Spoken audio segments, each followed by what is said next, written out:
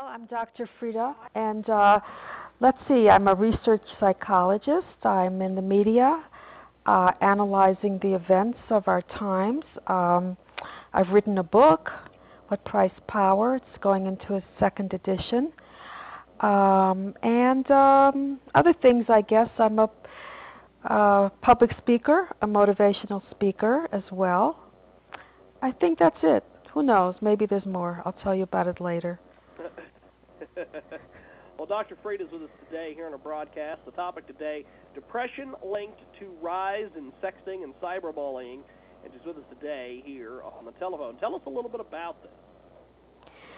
Well, we're looking at other people's lives, and if you're single, someone's getting married and having children. And people tell you about themselves in the best ways possible. Excuse me, I can't talk anymore. So what happens is, if you're not taking that vacation and you're not doing all these wonderful things, you get a little bit unhappy, and that could lead to depression. So Facebook is not necessarily the best way to communicate with other people.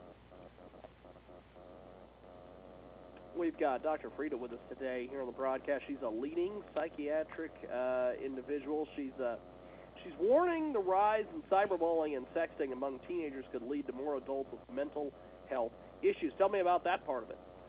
Well, that part about it is very serious, and here we're talking about cyberbullying. I mean, young people have been suicidal because of this, and it's sad as well that when you're older and you've been bullied when you were younger, you can often have the same reoccurring theme.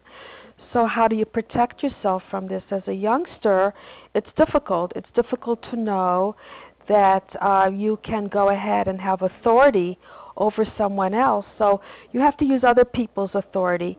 If you're being bullied in school, then of course you tell the teachers. If you're being bullied in cyberspace, then there are ways. For one thing, parents need to really step in.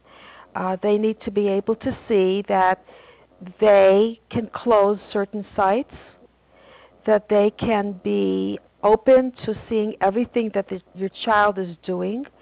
Speak to your child about addressing someone who's bullying them, what they should do.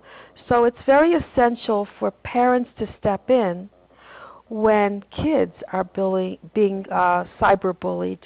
And then in college as well. This happens on into the later years, college into adulthood. And when you do this, when you're being cyberbullied, the one thing to know is that these people who are doing it really have a lack of their sense of self-esteem to begin with. So by putting other people down, it makes them feel better about themselves. So they're not in a good place. They're not saying that they're better than you. They're saying, well, if you're not okay, maybe I will feel better about myself. We've got Dr. Frieda with us today, joining us live on the telephone. Fantastic individual. Now, Dr. Frieda, there seems to be this like we're talking here, this rise and the depression out there. You're based out there in the New York metro area. What have you been seeing in some of your studies and dealing with folks? What I've been seeing is very unsettling because the younger generation is hooked into computers. They're not really following the trend of prior generations, which is being out in nature, socializing effectively, and being part of a group. So they're really missing out, and this generation is becoming more obese, and longevity is at stake as well.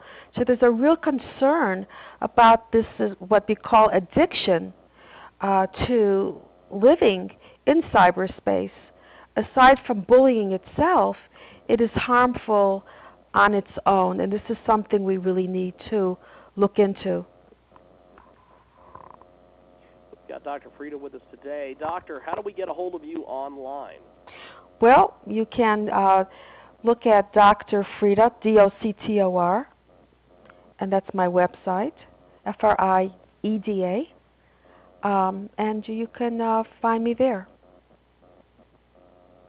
Good stuff. I appreciate you being with us today, and thanks for coming on the program. Really enjoyed the conversation. Well, take care. Thanks a lot, and be well.